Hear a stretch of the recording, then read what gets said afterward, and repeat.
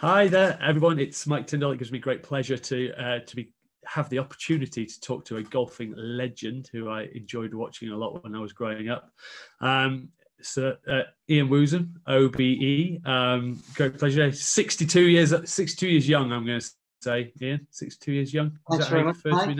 It made me feel really young saying you used to watch me. Well, you know, it's just the facts of life, unfortunately. It is.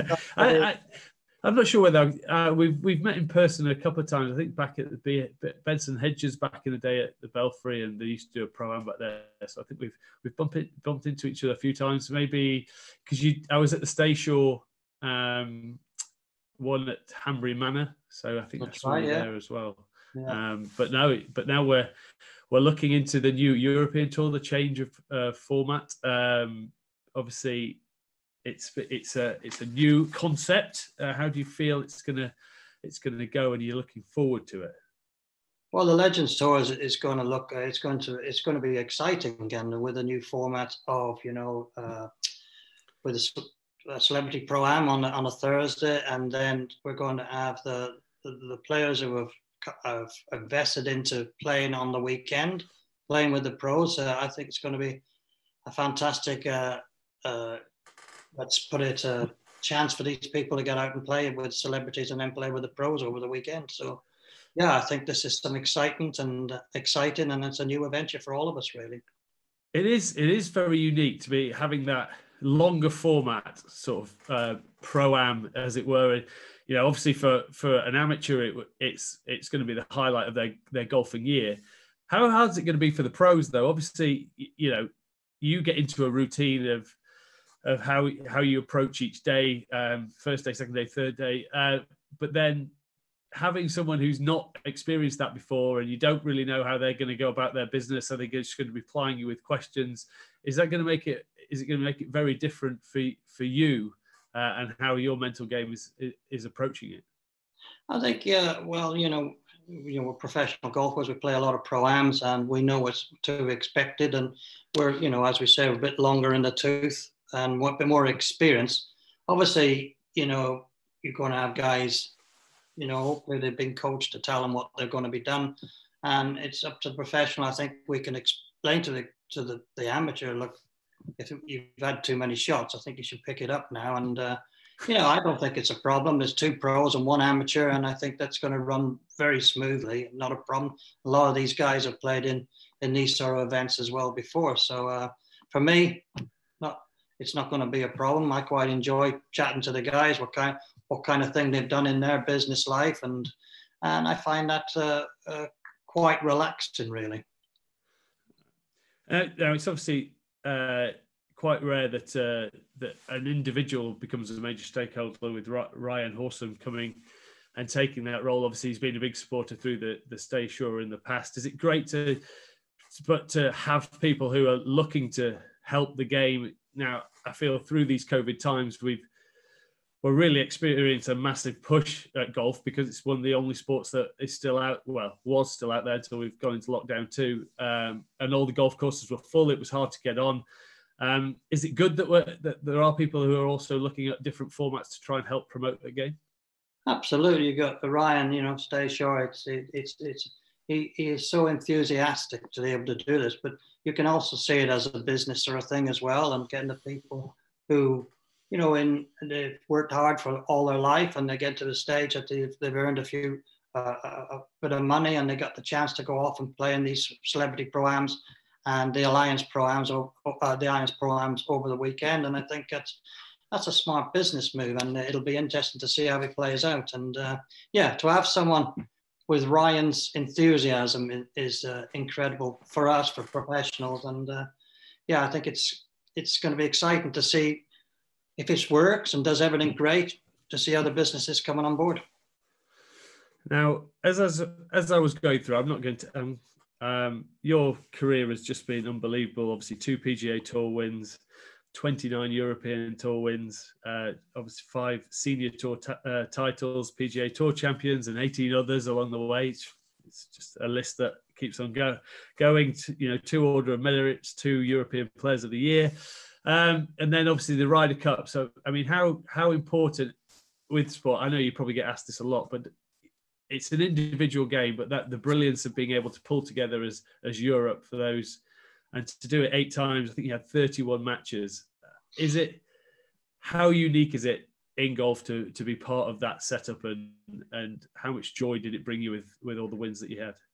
Well, I think, Mike, is like, you play pretty well, for 2 years playing as an individual, and all of a sudden the Ryder Cup comes and you put all your career and your life into being an individual. And I won a lot of tournaments and everything, but when it comes down to the Ryder Cup, and as you know, you've been in teams and everything, for me to be in a team and get the guys together, it's not just about winning and everything, it's just having that camaraderie, I can't say that word, being together as a team, and being together and having the excitement to actually, the European team against the American team. We've always looked at that.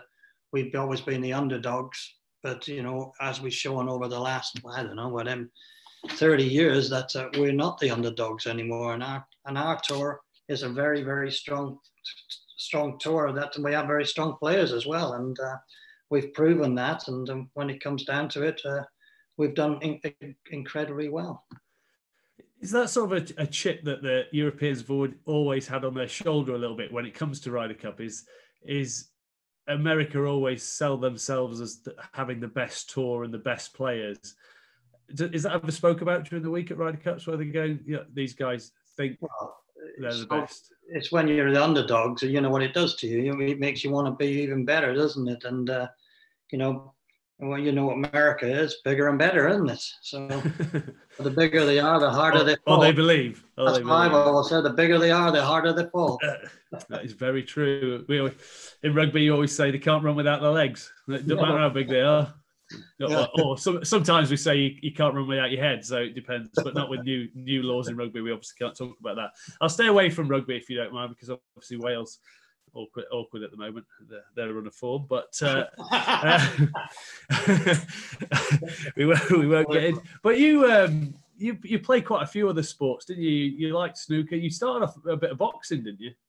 Yeah, well, only when my dad wanted to be a professional boxer when he was young, and he was told, no, you're going to be a farmer and that's it. And he always promised if anybody had any chance of being any good at any sports, he would support him. So he used to take us down to Butlins, and we used to go into the boxing ring. And I think he did it for getting free holidays. I won three holidays.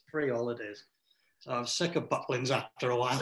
So, snooker, I've become the president of the Snooker Association for a couple of years. And I've always been a keen soccer player, football player as well. When I was young, I had to make a decision. Did I want to be a professional golfer or a football player? And I decided golf. Good job I did, really. Yeah. I think history shows you made the right choice. Yes. Just going back to, would you say the Masters win is the greatest moment of your career? Yeah, I think it's Mike. But that week was incredible because I became world number one in the world, and I won the Masters at the same time. Oh, sorry about that. Got the phone going. Yeah, and I won the Masters in the same week. 2 life ambitions of winning a major and becoming the world number one. I think when you think of being the world number one, there's 8 billion people on the planet, and you get to the top of that tree and be one of them. People to have the chance to be the best in the world was, to me, one of the greatest things I've ever done in my life. You know what I mean? Even bigger than the Masters, I think. Right. But on that Masters, obviously you were tied with Watson going up 18, weren't you? And then Oliver Tharbell was already in the clubhouse, one behind. As we talked about before we came on, you hit a good drive off 18, but it had a little draw on it, and it carried the bunkers into where the crowds were. Because I looked at the second shot, and I was like, "Where's he hitting this from?" And you had this narrow little view through. What's going through your head there? Obviously, level. Watson was in trouble. He put his second in the bunker, hadn't he? I think so. Yeah. what's going through your head when you're looking through an 8-foot window of patrons who had all parked their chairs up and weren't expecting to see you in there with them at that moment? What's going through your head then? Well, I think, one of the first things I was thinking, don't duff it for a start. And I love that goes through a professional's head. Oh, that would be in my head. Yeah, especially, I was playing over an uphill, and it's not one of my favorite things, playing an uphill, because I usually dig the club in. But, I was, pretty confident. And I think that the most important thing I was trying to do was keep it below the flag.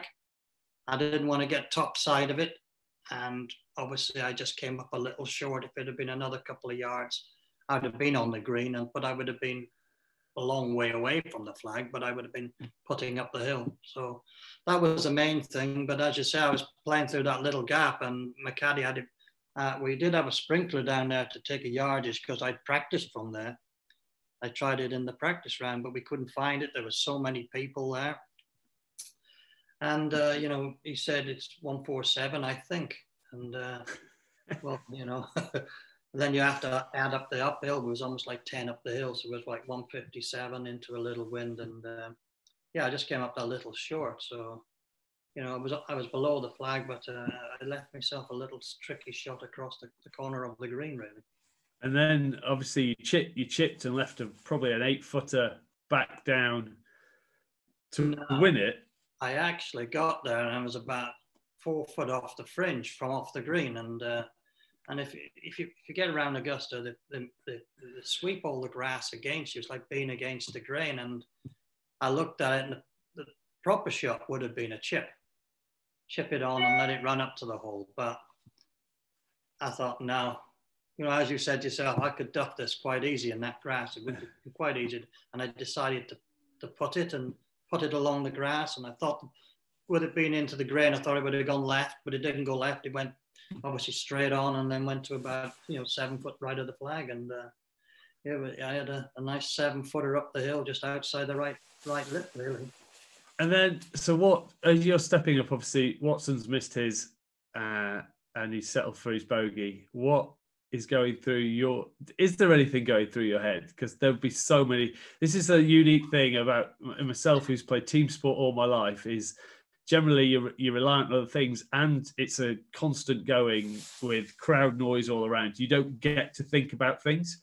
Whereas even in my goal, I played the last round on Wednesday, every putt, there's something going on through my head about taking the club back straight or whatever. What goes through your head at that moment when you know how much is on this putt? I think that's obviously, everybody has the same position. It doesn't matter who you are. No one can say there's nothing going through your mind. But it's able, as a professional golfer who can clear his mind out the best, and able to clear that. But I'm in a situation here. I've fetched a caddy in. It's one ball outside the right. It couldn't have been any better for me. And I asked my caddy. He seemed a little straighter, just a half a ball out. He's seen. And but I looked at it. What gave me the confidence was if I missed the putt, I was going to be in a playoff. And I stood over and I thought, that you don't get this chance very often. You dream about it when you were a kid. You stood on the putting green. I can remember at the golf club I used to be in, the very first one, Slanaman Golf Club, and we all used to be on the putting green. I was Gary Player, someone else was Jack Nicklaus, someone else was Arnold Palmer.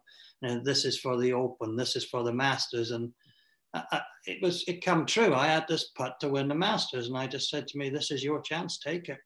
And fortunately, everything went right for me. It was a perfect putt for me, right to left. And usually when I'm in that situation, I hit them too hard, but I hit it the right pace that day. And how did the jacket feel going on? Was it just nice? Well, they had a little trouble. They had a little trouble finding one for me. It's. I think at them days it was 38 short, but it's more like 44 short now. But I don't think they thought I was going to win, so they didn't have one for my size. So interested. Well, it brings us nicely on to our first question that we've had through the social media channels. This is from Sandy Holmes, and he said, What dish did you serve at your past champions dinner in '92? Good question. Is obviously I went for the Welsh lamb, Of course. but I in that just sort of 91, 92, you couldn't fly any meats into America or anything, so they wouldn't let me fly it in. We had this dish, which is a Welsh dish, which Welsh leg of lamb done in hay, smoked in it, and with leeks and potatoes and mint sauce. But we ended up with the American lamb, which they cut into great big thick steaks, and the mint sauce was absolute crap. Sorry to say. Yeah, I can imagine they're not into mint sauce. No, not exactly. Just some sort of get that. Mark Townsend, he has asked you, have you still got all the clubs that you won the Masters with? I have not.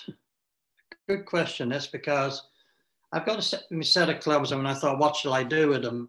Shall I display them or keep them there? But I had the opportunity to do something special with them. So I went with a watch company with them, and what they did, they turned them into lovely watches. So it was given a chance to people to have a part of them golf clubs and buy a watch, and it was nice, a nice idea. So a legend. You're just always giving back, aren't you? Trying to. When are you buying one? Yeah, well, do you know we are really good friends, aren't you? I am looking for a watch currently. Yeah. What club do you want? Yeah, I will take I would take. Ooh, there's a good question. What club would I take? I'll take the extra one that you had in the bag that year. Well, you won't get it back, will you? I bet. Is that one broken by any chance? Disregarded. It might be still on that railway crossing somewhere. Baffy Niblick. That's a great name. Pinot or Chardonnay? Pinot or Chardonnay? Pinot.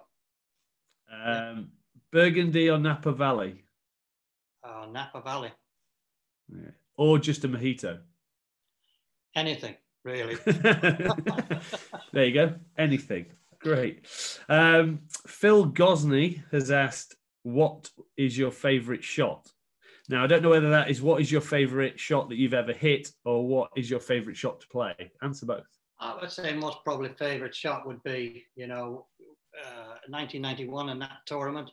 I was talking to my caddy about it the other day. We did a Zoom meeting for the Caddy Association, and I hit on the 13th hole. I hit a 1 iron out of the rough on the right onto the middle of the green, and we'd been, am I going to go for it or I'm not? And I eventually took the 1 iron out of that, and on a slope and hit it into the middle of the green. Great shot, and to be able to do that was incredible at the time as well. Maybe risky, but that was one of my favourite shots. And there was another one I can remember playing in Portmarnock Golf Club. You play that in Dublin? I haven't played Portmarnock, no. And I remember, I think it was 1988 or 89 where I won it, and he hit a driver off the deck into the 16th hole, and I can remember, I can see that shot now going straight into the middle of the green.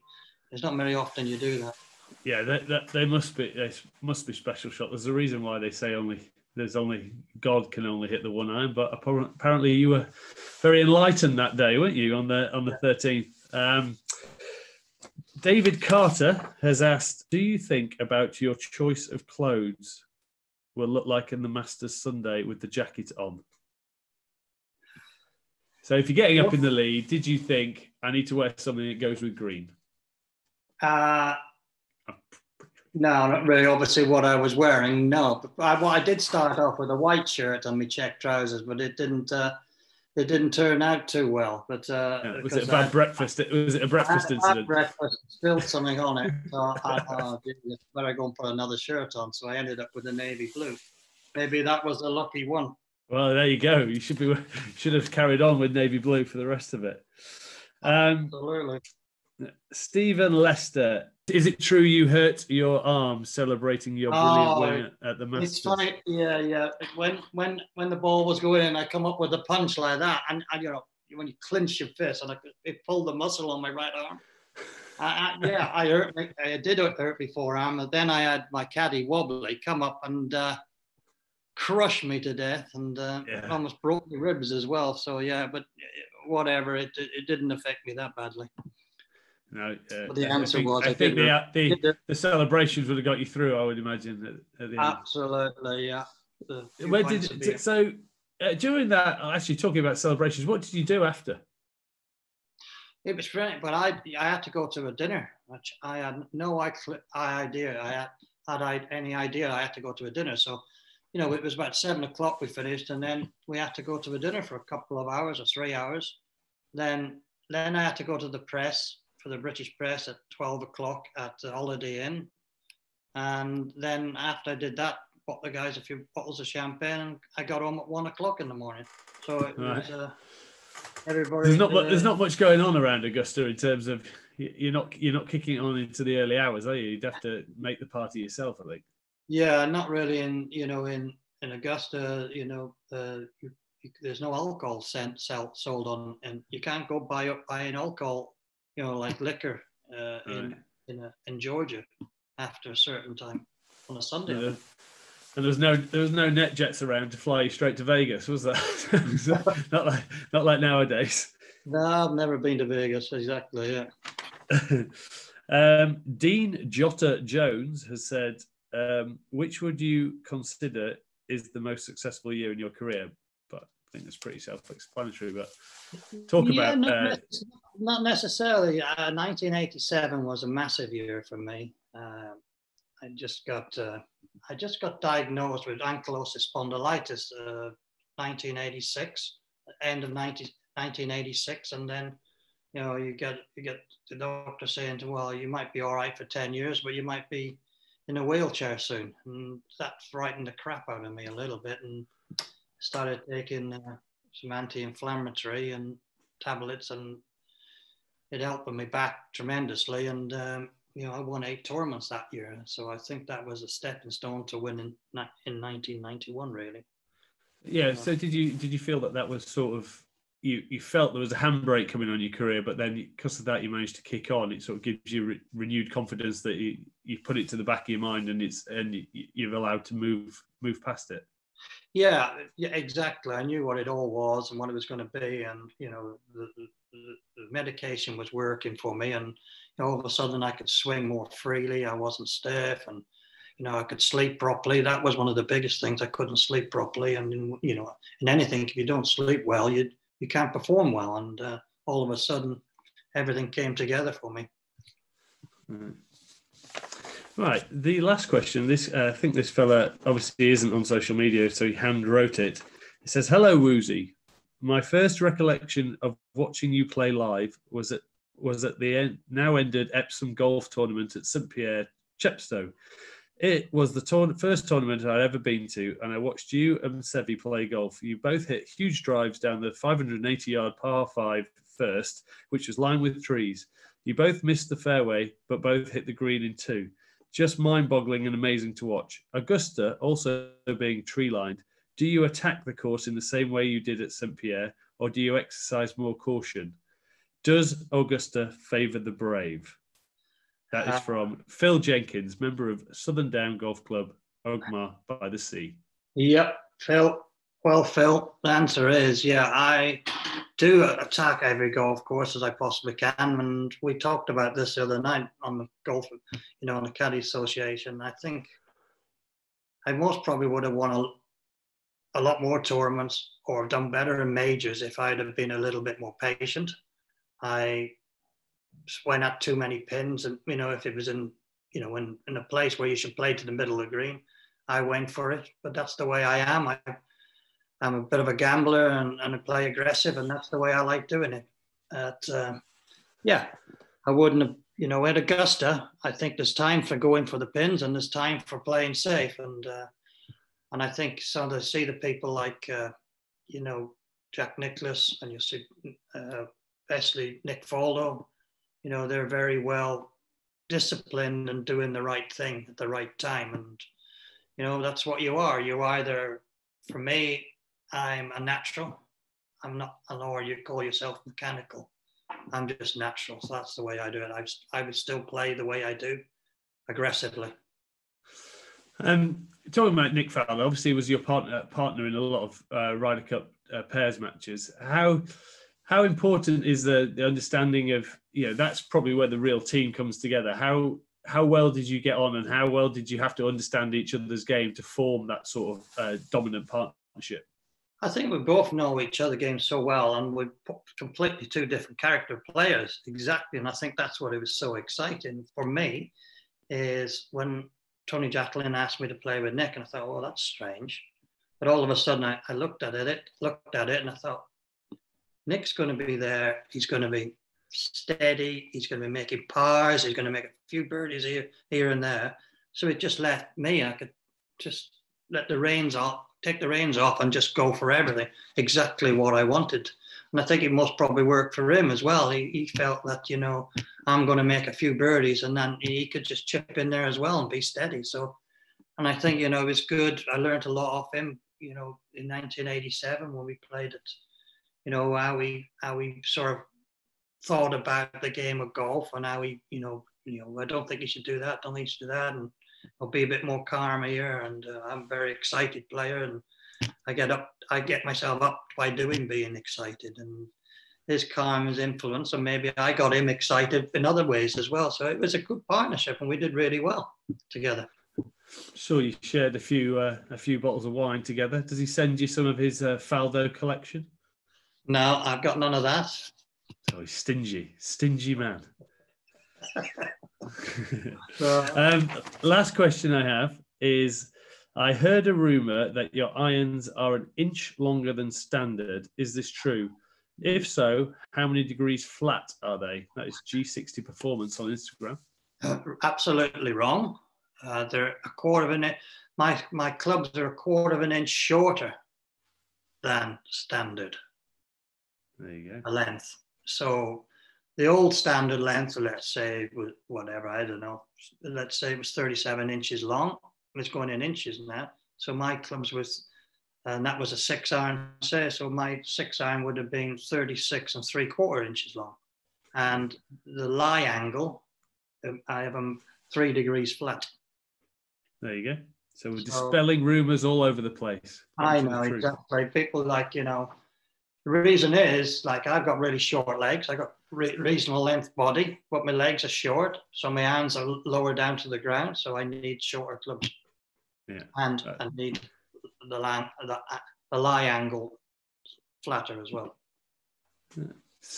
Pretty simple in the end, if you look at it. Yeah. How tall are you? What are you, 6'3"?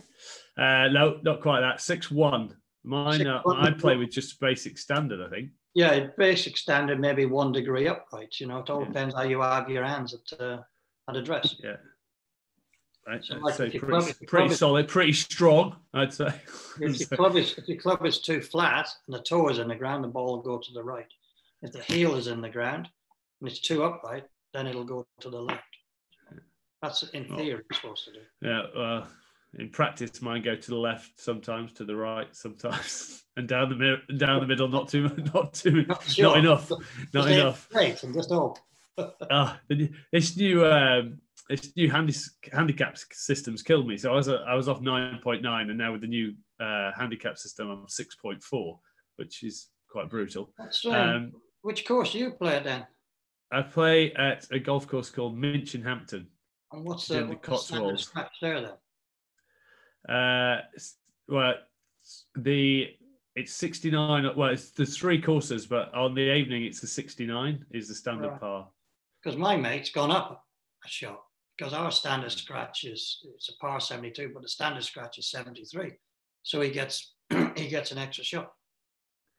Right. So I don't understand it, but I only can understand it because the standard scratch is higher. Yeah, but do you think it's a good idea just to have one system, or did you prefer the old way of doing it? I forgot all about it. It's been 45 years since I've been an amateur. And all I know is All I know is I'm normally giving an average golf course shots back. Yeah, that's, I think it's what the trouble is what handicap you get at your golf course, and it's strange, really. So they must rank your golf course up quite easily. Yeah, it's weird because it's a when they put it together, so they combine two, and then it's a regional open qualifying course. Yeah, right. So it's quite tricky when they do that, but then on the other times they split the two courses apart, and it's just it's two courses. But so that would be interesting if you put them two nines together, and it was more difficult. Your handicap might go back to 9. Yeah, that's the way I see. We'll see. see. I'm still trying to get my head around it. It's been an absolute pleasure, Ian. Thank you for taking time out for us to answer our social media questions, and I've loved having a chat. And hopefully, I will catch up with you at some point on the European tour. Yeah, the Celebrity Match, the Legends Tour. I think the last time we've seen it was. Did you play in this par 3? Yes, I did. That's the last time we've seen you. Last year, I think it was. Well, hopefully, once this COVID decides to do one, we can get back to getting back to seeing you more often. All right, mate. See you soon. Take care. Thanks a lot.